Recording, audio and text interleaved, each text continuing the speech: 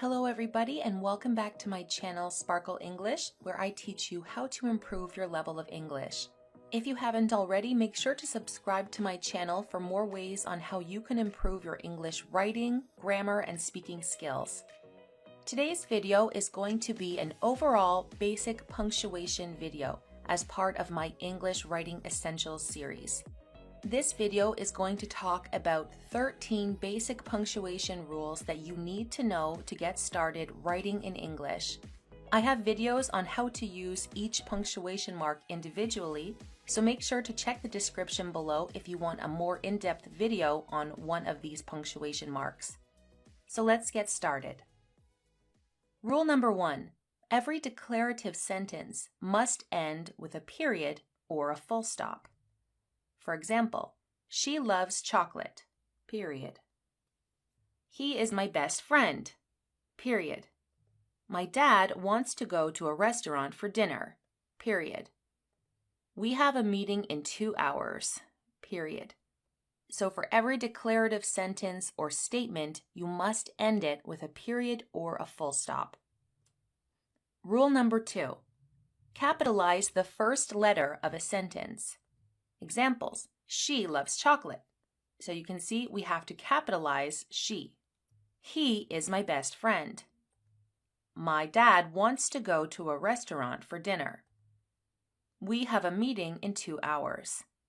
So always capitalize the first letter of a sentence.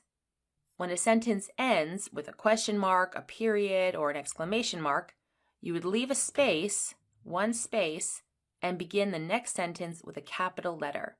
For example, she loves chocolate. He loves pizza.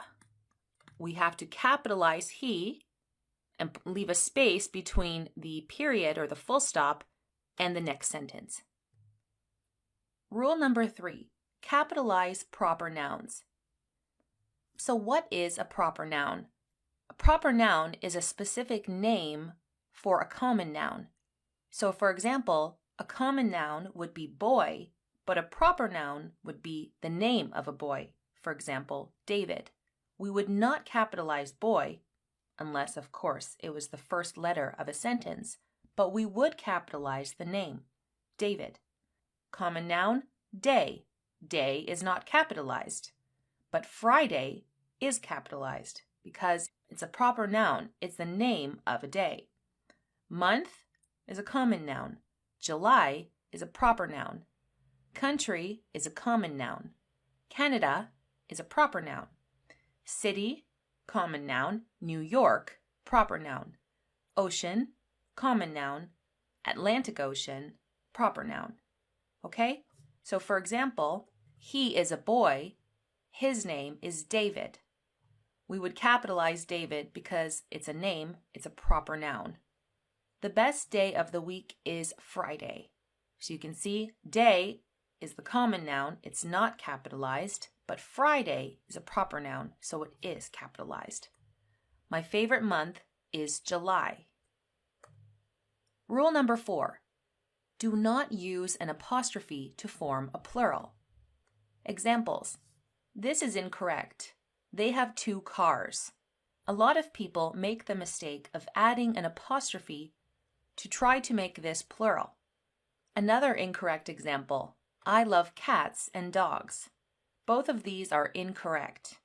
Correct would be they have 2 cars. We just add the S at the end to make it plural.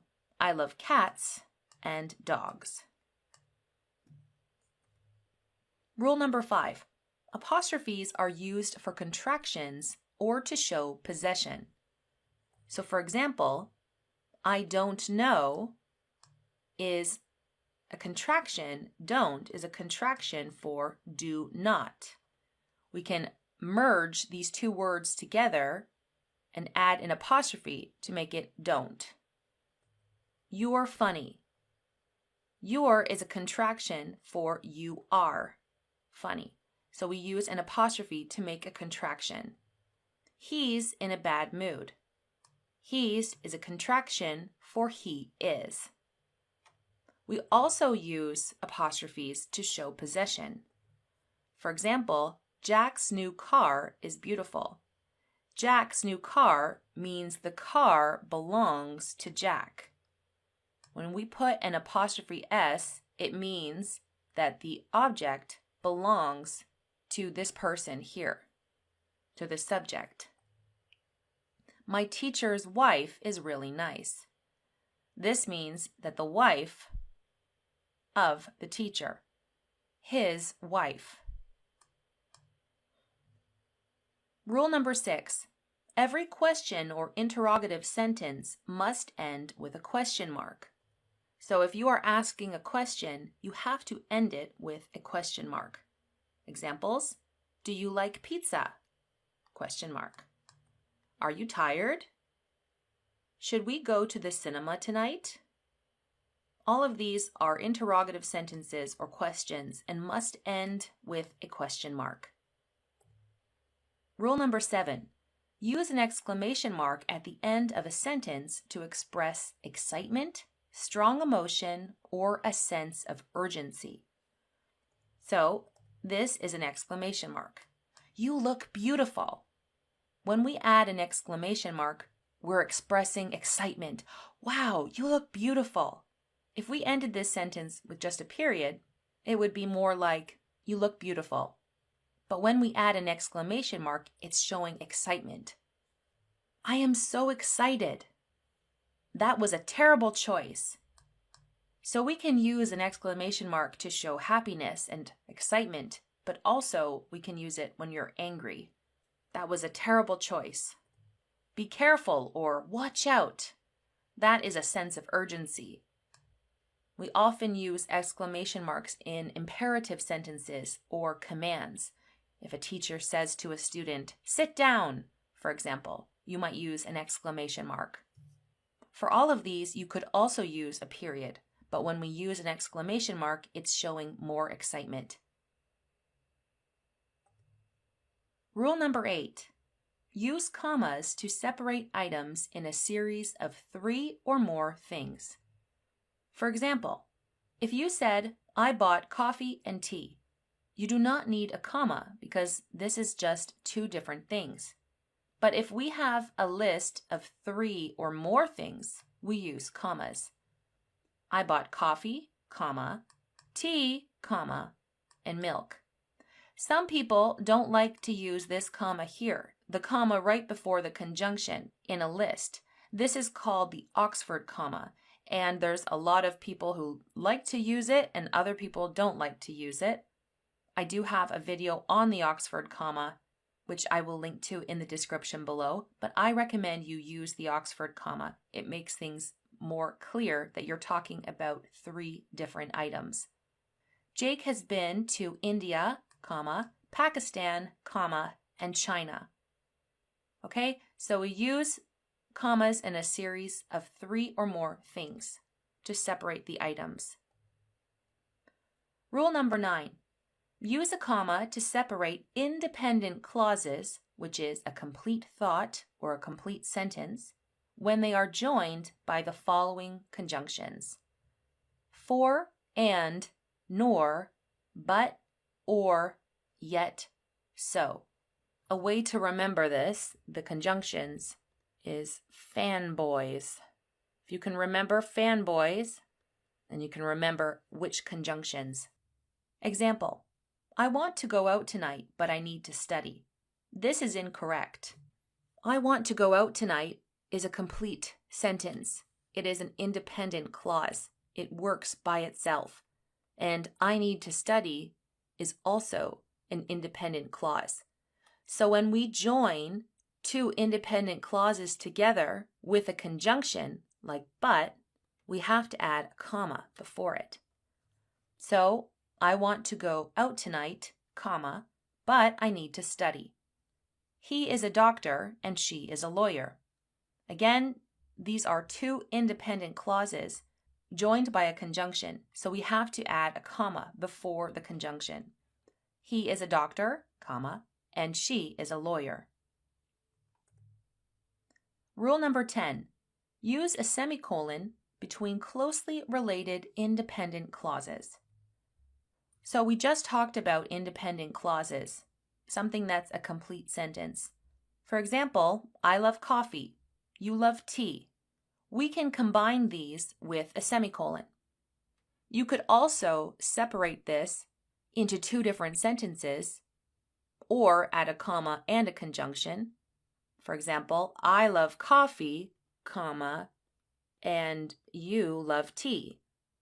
Or I love coffee, but you love tea. Or you could also separate it into two different sentences, ending I love coffee with a period and starting the next sentence with you and capitalizing the letter. The next example, Karen is a teacher, semicolon, Susie is a nurse. Luigi doesn't like seafood, semicolon, he prefers pasta. You can see that in all of these examples, they are closely related. Both of the independent clauses are closely related, so we can connect them with a semicolon. Rule 11. Use a colon to introduce a list of items. For example, they serve many types of food. Colon, Chinese, Indian, and American. So here we have an independent clause right here. They serve many types of food. And to join this independent clause with this list here, we can add a colon.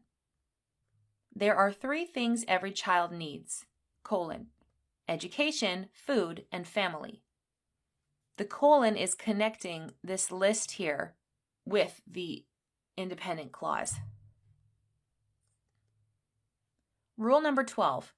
Use a hyphen to join 2 or more words that serve as a single adjective before a noun. Examples: well-known author, kind-hearted woman, brand new television, chocolate-covered peanuts. So we're trying to make an adjective combining these 2 words. And this here is a noun. So for example, brand new, we need both of these words, we need to combine them both to make an adjective. Same with chocolate covered. These are combined. We're making an adjective with 2 words. So we're going to add a hyphen to join these words before a noun. And rule 13, use a hyphen with compound numbers. You should hyphenate compound numbers between 21 and 99. Examples: 21, 83, 99. Of course, you would not hyphenate 20 because it's just a word all by itself. But if you want to say 23, then you would hyphenate 20 and 3 to make a compound number. So in a sentence example, I have 99 problems. She is 32 years old. Okay, so now I have 8 different sentences. We're going to practice correcting these sentences following the basic punctuation rules that I just taught you. So I'm going to read through these 8 sentences, and I want you to write down how we can correct them because all of them are incorrect. Number 1, my birthday is in December. Number 2, Patty loves cats. Sean loves dogs. Number 3, I went to the supermarket and bought cheese, eggs, and ham. Number 4, Luke is 27 years old. Number 5, I want to go to the beach, but I think it's going to rain soon. Number 6, are you angry? Number 7, we bought 2 new cars. Number 8, you're a great guy. Okay, so let's go through these and correct them together. In the first sentence, we have 2 errors. First of all, we have to capitalize M because it's the beginning of the sentence. So this should be a capital M. My birthday is in December. And we have to capitalize D because December is a proper noun. It's the name of a month. We have to capitalize months. Number 2, we have 2 different options. Patty loves cats. Sean loves dogs.